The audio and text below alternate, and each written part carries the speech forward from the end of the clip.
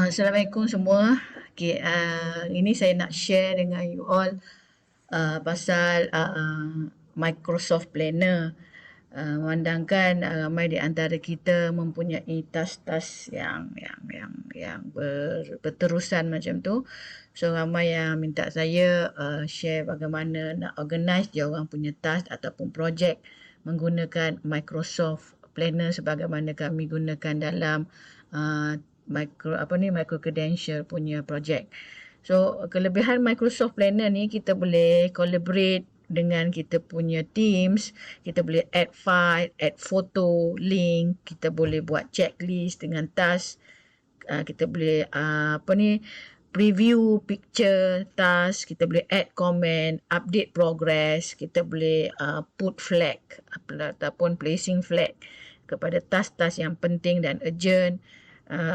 And every day update before the due date tu, team member boleh update sendiri dan kita boleh buat mark pada plan tersebut as a favorite supaya semua orang team member dapat alert dengan tugasan-tugasan masing-masing.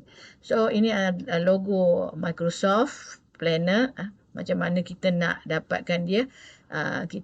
Dia adalah satu aplikasi dalam Microsoft, macam juga kita punya Outlook. So untuk kita yang pertama kali nak start Planner ni, kita pergi dekat All Apps, okay? Kita pergi dekat All Apps dan kita akan cari logo Planner macam ni. So dia akan appear. Kalau kita pergi dekat kita punya email pun boleh. Dekat kita punya email, dekat Outlook ni ada butang titik 9 ni. Titik 9 ni kita klik dia dan dia akan ada dekat sini dia punya apps dia. Dan kalau beginner yang mula-mula first time nak masuk, kalau tak ada dekat sini, tak appear dekat sini, kita tekan dekat sini All Apps ni dan dia akan adalah sebab dia adalah salah satu Microsoft punya program. So bila kita klik dia Planner ni, dia akan terus jadi macam ni lah. Inilah dia punya page untuk dia punya page untuk Microsoft. Dan ini salah satu contoh yang micro credential punya. So kita boleh add task dekat sini. Kita set terus yang baru. Kita pergi kepada new plan.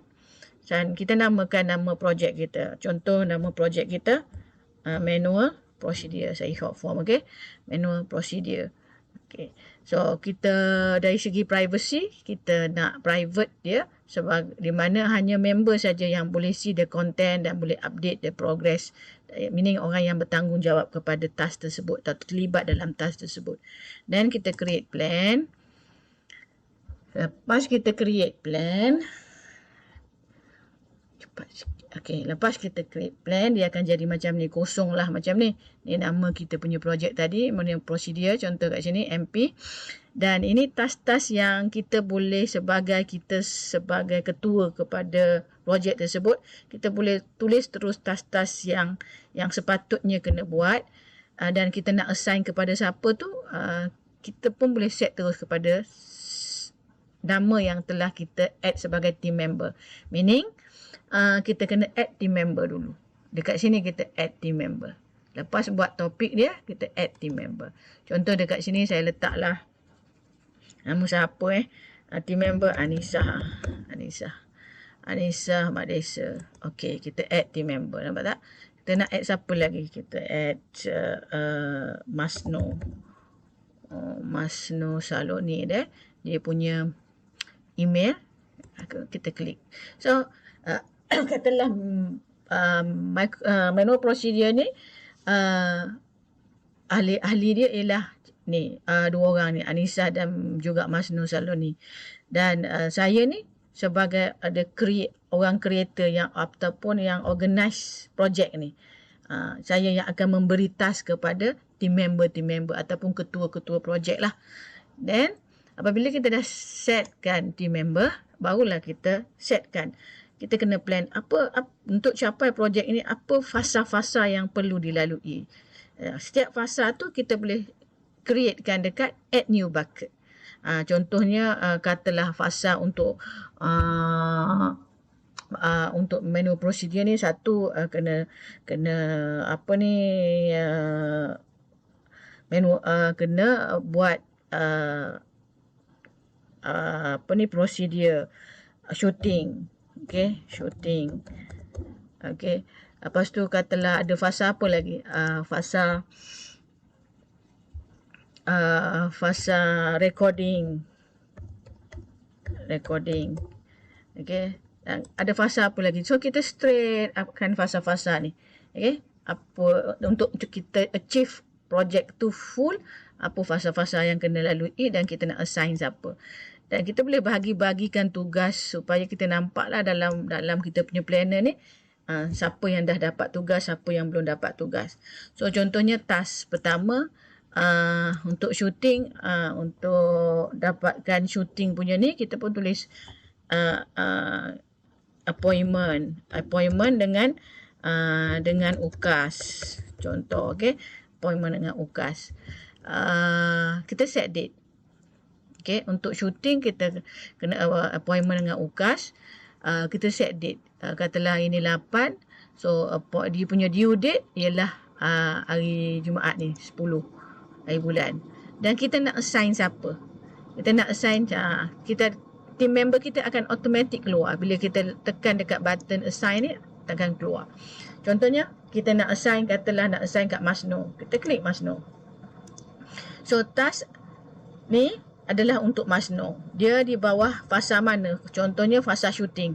So dia punya proses ialah drag and drop. Drag the card and drop the card to the task tersebut. Contoh dekat sini kita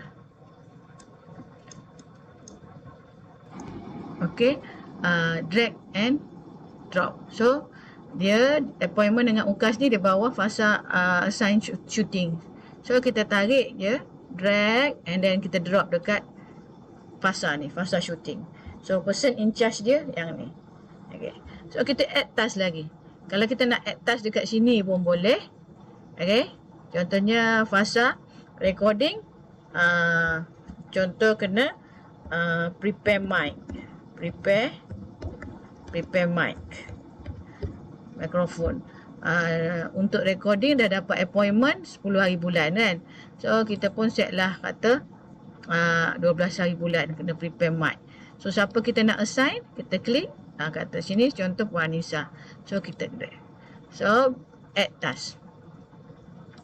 So bila dah tu kita tarik dia. Katalah fasa prepare mic ni untuk bawah recording.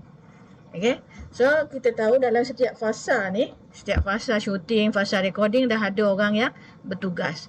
Ataupun mungkin di bawah satu fasa ni dia ada beberapa lagi sub fasa yang perlu dilakukan untuk proses shooting ni. So kita boleh add dia. Sama ada add task dekat sini ataupun add task di sini. Terus pun dia akan keluar samalah. Bila kita add task sini dia akan keluar. Ini kita panggil card planner card yang sama. So kita boleh add. Contohnya kamera. Untuk shooting kamera. Okay, kamera. Apa ni? So prepare untuk hari shooting tu 12. Dan siapa kita nak assign? Katalah 2 orang kita nak assign. Masno dan kita nak assign 2 orang dekat situ. Satu lagi Azlida. So kita add task. So dekat sini kamera untuk di bawah fasa shooting ni kena ada kamera, kena buat appointment UKAS, dan yang ni Masno punya task, yang ni Masno dan Azlida punya task. Jadi sebagai ketua kepada projek dia boleh review semua siapa yang banyak task, siapa yang kurang task kan. Dia boleh susun lah. Okay. Dan dia boleh tengok progres secara individu. Contohnya dia boleh tengok dalam bentuk chart. Dah siap ke belum, complete atau tidak. Sebab person yang bertanggungjawab itu dia kena update lah dia punya progress. Contoh dekat sini saya bagi kamera ni. So saya dengan Masno. So saya kena respon the task lah yang telah dibagikan kad ni oleh ketua dia. So saya kata contohnya saya letak dekat sini not started. Tapi benda tu saya dah buat separuh. Saya set separuh. At least bila ketua saya tengok projek ni, dia tahu bahagian kamera ni dah mulakan kerja dia. Okey. Start bila?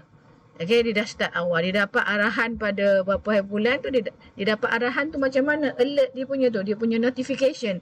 Notification dia adalah apabila ketua projek itu hantar je task assign dalam kad mana-mana, dia akan alert dekat kita punya Outlook, email Outlook.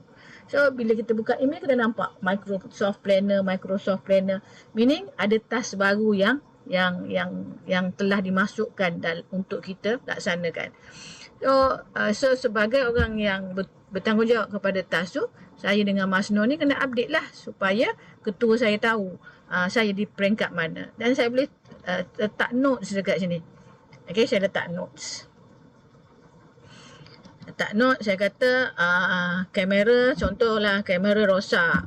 Kamera rosak. Rosak. Tapi dah beli yang baru. So kita update lah dekat sini. Dan kita boleh show respon kita ni, kita boleh show dekat sini. Bila kita show situ, kita klik, dia nampak dekat sini respon kita. Jadi ketua kita kata, kamera rosak. So dia akan buat kita task yang lain pula. Dia akan assign task macam mana. Dia boleh bincang lah dekat sini. Dan kita boleh respon juga dengan attachment. Katalah dah buat pembelian baru, nak tunjukkan bil pembelian kamera tadi. So kita boleh attach dekat sini. Dan kita boleh communicate dekat sini.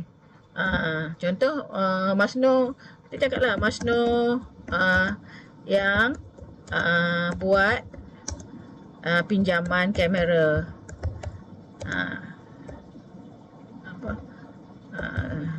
Kamera. So kita boleh communicate each other dan kita send. Bila kita send macam tu, dia akan alert juga di dalam email. Okay, dalam email. So dekat sini maknanya kita boleh tahu fasa-fasa yang kita tertinggal.